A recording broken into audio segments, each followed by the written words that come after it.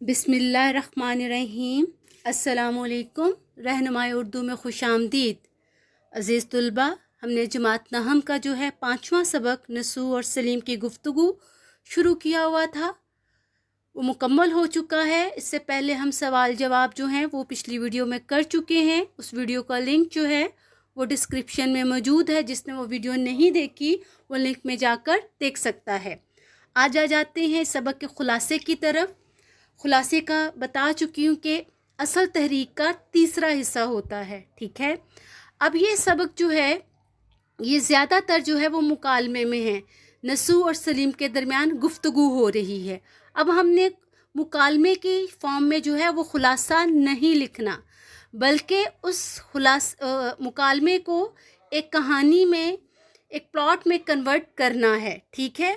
तो सबसे पहले हम जो है वो इसके अहम निकात बनाएंगे कि इस पूरे सबक को हम चंद जो है वो निकात में कन्वर्ट कर लेंगे अपने जहन में, कि सबक में आगाज़ में क्या हुआ था, क्या क्या बातें हुई थी, उसको हम अपने जहन में जो है वो निकात बना के उन निकात के तहत जो है हम खुलासा लिखेंगे। तो सबसे पहले था, हमने पढ़ा कि दिल्ली में हैज़े की वबा का फैलना, नसू का हैज़े में मुब्तला होकर आखिरत की फ़िक्र करना और बच्चों की इस्लाह का इरादा।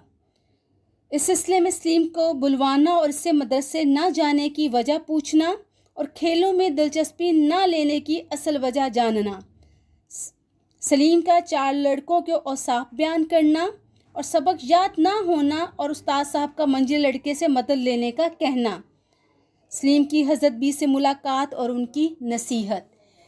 इन निकात के जो है वो पूरा सबक इन निकात में समराइज़ हो गया। अब इन निकात को जो है सामने रखते हुए हम खुलासा तहरीर करेंगे।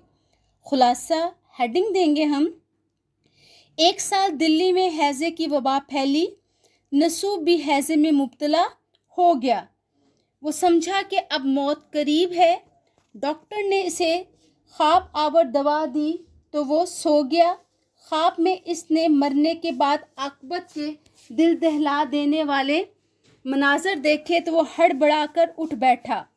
अब इसे अपनी और अपने ख़ानदान की बेमकसद ज़िंदगी पर बहुत अफसोस हुआ। इसने गुज़श्ता ज़िंदगी की तलाफ़ी का अहद करके अपनी बीवी फहमीदा को ख़ानदान की इस्लाह के लिए अपना मददगार बनाया। इस सिलसिले में इसने अपने छोटे बेटे सलीम को सुबह के वक्त बेदारा के ज़रिए बुलवा भेजा। सलीम की उम्र उस वक्त कुछ कम 10 बरस की थी। सलीम ने जो तलब की खबर सुनी तो वो घबरा गया और माँ से पूछने लगा कि कहीं अब्बा जान खफा तो नहीं। माँ ने कहा कि खुद जाओ और देख लो। गर्स माँ के कहने पर सलीम डरता डरता ऊपर चला गया। बाप सलीम को प्यार करता है और इससे इसके मशागिल के बारे में पूछता है, जिस पर सलीम बाप को बताता है कि इसे शतरंज समेत किसी भी खेल में कोई दिलचस्पी या लगाव नहीं है। बाप हैरान होकर इस बात की वजह दरियाफ्त करता है तो सलीम इसे बताता है कि इसकी वजह इसके पड़ोस में रहने वाले 4 भाई हैं जो नहायत ही उम्दा औसाफ के मालिक हैं। वो कई सालों से इस मोहल्ले में रहते हैं मगर कोई इनके बारे में कुछ नहीं जानता। वो बहुत ही शरीफ और भले मानस हैं। इनमें से मंझला लड़का मेरा ही हम जमात है। कुछ अर्सा पहले मुझे सबक न याद होने पर मास्टर साहब ने इन लड़कों के घर जाकर याद करने को कहा। एक दिन सबक याद करने की गरज से मैं इनके घर गया तो मेरी मुलाकात इनकी नानी हज़रत बी से हुई। हज़रत बी को आप इन्वर्टेड कॉमर्स में बोल्ड कर लेंगे। वो इबादत में मसरूफ़ थी। मैं अपने हम जमात के साथ जा बैठा। जब हज़रत बी इबादत से फ़ारिग हुई तो उन्होंने कहा कि गो तुमने मुझे सलाम नहीं किया, लेकिन मेरा फ़र्ज़ बनता है मैं तुम्हें दुआ दूँ। मैं नहायत शर्मिंदा हो गया और अदब से इन्हें उठकर सलाम किया। उन्होंने मुझे तरबियत से मुतल्लिक चंद नसीहतें की।